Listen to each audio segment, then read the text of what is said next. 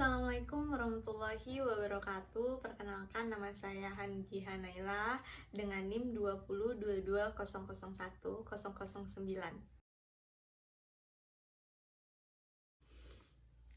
Banyak yang bilang bahwa dampak perceraian bisa berdampak pada kesehatan mental bagi seseorang. Apakah benar? Nah, sekarang kita sudah bersama teman saya yang mungkin mau menceritakan kisah dan ceritanya yang mungkin bisa menginspirasi atau bisa membangkitkan semangat teman-teman yang relate dengan kisah teman saya ini. Nah, mungkin di sini boleh kamu perkenalkan diri kamu ini siapa? Sebelumnya nama aku Mawarti. Aku sekarang berusia 18 tahun. Aku dari Bangka Belitung dan aku lahir dari kedua orang tua yang memiliki 2 orang anak. Jadi aku tuh anak kedua dari 2 bersaudara. Saudara aku yang satunya itu laki-laki, jadi aku punya kakak laki-laki. Nah, mungkin di sini kamu udah tahu ya tentang kita mau bahas tentang apa. Di sini kita mau bahas tentang sosok seseorang yang terlahir dari anak broken home. Mungkin di sini kamu sendiri mendefinisikan broken home itu seperti apa? Apa mungkin broken home itu hanya untuk tentang perceraian aja atau gimana? Menurut aku definisi broken home itu sendiri, aku menanggapinya itu seperti keadaan seorang anak yang kalau menurut aku sendiri itu aku merasa broken home ketika orang tua aku bercerai. Jadi dampak dari perceraian itu membuat aku seperti orang yang mungkin memiliki tingkat emosional yang sangat tinggi. Begitupun yang dirasakan mungkin oleh kakak laki-laki aku, karena memang sedari kecil itu kami sudah melihat berbagai macam pandangan yang tidak enak dilihat dari yang diperbuat oleh ayah dan ibu aku sama kakak laki-laki aku.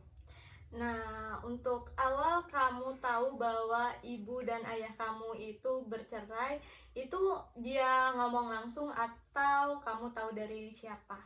Sebelumnya dulu itu jujur nih, aku tuh ayah aku sama ibu aku pisah, itu aku belum sadar karena aku masih kecil banget, belum cukup 2 tahun. Dan yang mengetahui awal mula kejadian itu terjadi itu kakak laki-laki aku sebenarnya, karena dia lebih tua jauh di atas aku. Jadi aku sedari kecil itu memang sudah tahu, bahkan ngerasa bahwa aku nih lahir dari orang tua yang tidak lengkap, mungkin karena ayah aku udah pisah sedari aku kecil dan gak pernah ngasih kabar hingga terakhir kemarin itu aku baru dapat kabar lagi setelah aku berumur 16 tahun. Nah, kamu kan udah lama baru bertemu sama ayah kamu ya, umur kamu 16 tahun. Itu gimana rasanya waktu pertama kali kamu ketemu ayah kamu selama kamu baru lahir, baru kamu ketemu bapak kamu? Rasanya deg-degan karena memang itu sesuatu hal yang mungkin diidam-idamkan oleh semua orang, termasuk aku yang karena dari dulu nggak pernah ketemu dan baru ketemu, itu jadi kayak keajaiban. Dan mungkin sebelumnya aku menganggap itu kemustahilan yang akan terjadi, kayak nggak bakal bisa ketemu ayah aku nih karena udah belasan tahun. Tapi alhamdulillah Allah memiliki jalan lain sehingga aku dipertemukan dengan ayah aku.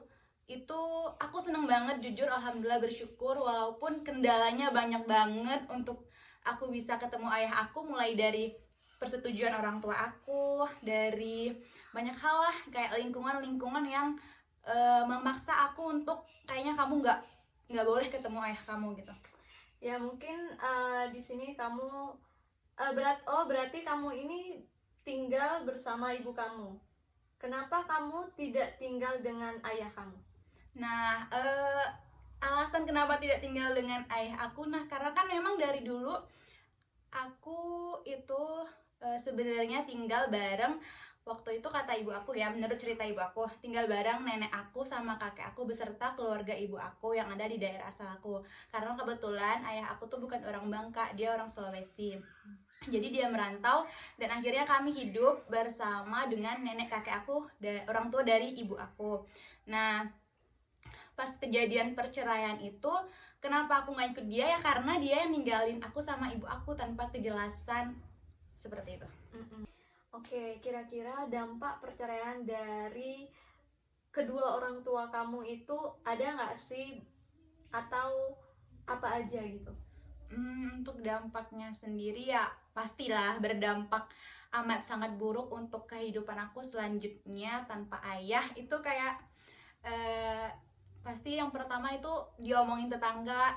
Aku dulu inget banget itu sering dibilang sama teman-teman aku, sama tetangga aku, nggak punya ayah, ayahnya kemana? Karena kan memang posisinya di antara lingkungan pertemanan aku tuh hanya aku yang kayak mungkin kehidupannya kurang, terus kayak kasih sayangnya juga kurang. Apalagi kepergian ayah aku ninggalin ibu aku tuh bukan dalam hal yang wajar, karena perselingkuhan yang dia lakuin membuat mereka bercerai, dan itu sangat membuat aku amat sangat terpuruk. Aku jatuh sejatuh-jatuhnya, hancur sehancur-hancurnya ketika aku udah beranjak dewasa dan mengetahui apa yang sih sebenarnya yang terjadi dengan kehidupan aku di masa lalu, karena emang baru diceritain oleh oleh ibu aku sama keluarga aku yang lainnya. Terus makin kesini kayak lebih ke tingkat emosional aku tuh bertambah, karena mungkin turunan ya, mungkin karena emang kayak dulu tuh kondisi emosionalnya ayah aku juga sangat amat buruk, dan itu juga mungkin terjadi di aku sekarang karena udah sadar akan hal yang terjadi. Ternyata sepahit itu, ternyata seterpuruk itu kehidupan ibu aku dalam mengasuh kedua orang anaknya tanpa sosok pendamping, tanpa figur seorang ayah.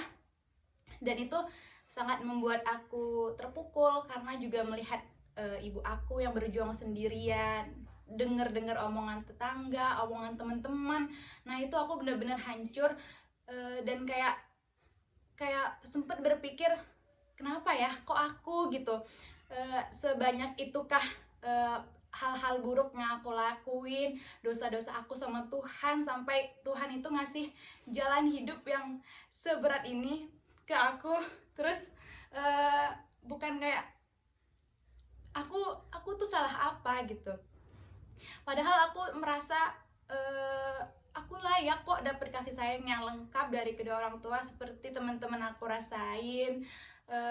Itulah pokoknya berat banget, sampai aku harus menjalani kehidupan yang seterjang itu sendirian, didampingi oleh ibu aku yang tanpa sosok pendamping, yaitu ayah aku. Berarti selama ini kamu diajarkan oleh orang tua kamu, maksudnya ibu kamu dan nenek kamu? Iya bener-bener. Salah satu yang berkorban banget, berjuang banget untuk hidup aku itu pastilah nenek aku sama kakek aku, karena memang dulu karena keterbatasan ekonomi. Nah, dari kisah kamu tadi, kamu lahir tanpa sosok ayah, dan ibu kamu berjuang tanpa ada sosok pendampingnya menghidupi kamu dan kakak kamu, dan kamu sekarang sudah hidup bersama kakek, nenek kamu, dan ibu kamu. Seberapa penting mereka bagi kamu? Ya, kalau ditanya seberapa penting, yang pasti penting banget, karena memang nenek kakek aku itu dua orang yang sangat berjasa banget atas keberlangsungan hidup aku, ibu, sama kakak laki-laki aku semenjak ayah aku pergi karena selingkuh dengan wanita lain.